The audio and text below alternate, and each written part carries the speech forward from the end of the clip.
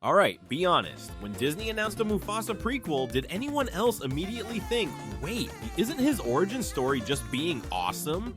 Like, did we really need to know how he became majestic? What's next? A prequel explaining why Eeyore is sad? But let me tell you, this movie had me laughing, crying, and emotionally spiraling within the first 5 minutes. By the end, I was emotionally wrecked, Googling lion adoption laws, and somehow convinced that Barry Jenkins needs to direct every Disney movie from now on. So grab your popcorn, keep your tissues handy, and let's talk about Mufasa, the Lion King, a prequel that had no right being this good. First off, this movie is obscenely gorgeous. Like, Disney really looked at The Lion King 2019 and said, let's make it even prettier so people forget they ever doubted us. The lighting? Perfection. The fur? So detailed you can feel it. The water? Probably cleaner than your drinking supply. It's like someone gave nature a 4K Ultra HD makeover, and Barry Jenkins took one look at it and said, make it even more emotional. Seriously, The Lion King has always looked great, but this makes you want to sell everything and move to the Pride Lands, until you remember that lions are not vegetarian and you are slow.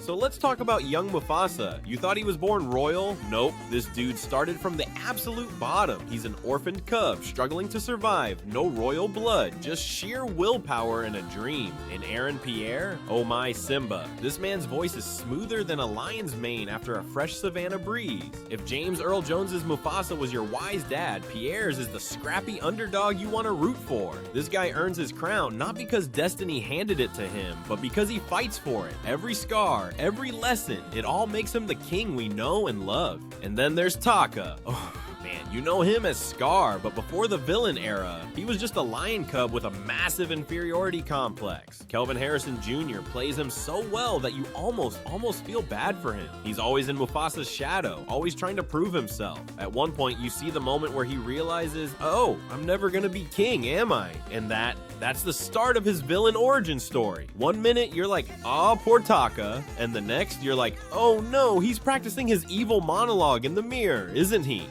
Now, if you're worried this movie is too serious, don't worry, Timon and Pumbaa are back, and they are still unhinged. Billy Eichner and Seth Rogen return as the narrators, and they have zero chill. They roast the movie while it's happening. They break the fourth wall. They even make fun of their own existence. It's like if two drunk uncles were forced to narrate the history of lions and kept getting distracted. And honestly, it works.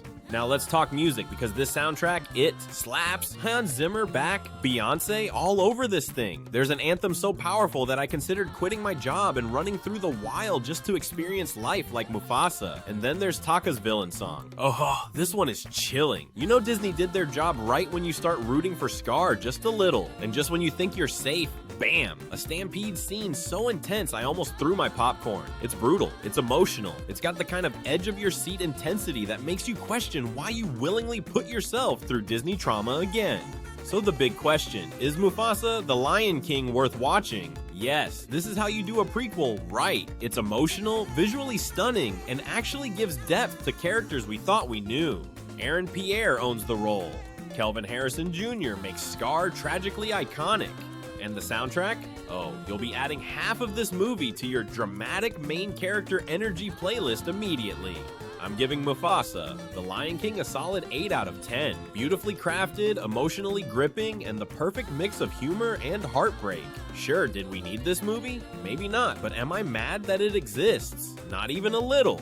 What did you think? Did this movie roar into your heart, or should Disney chill on these remakes? Drop your thoughts in the comments, and as always, stay tipsy, my friends.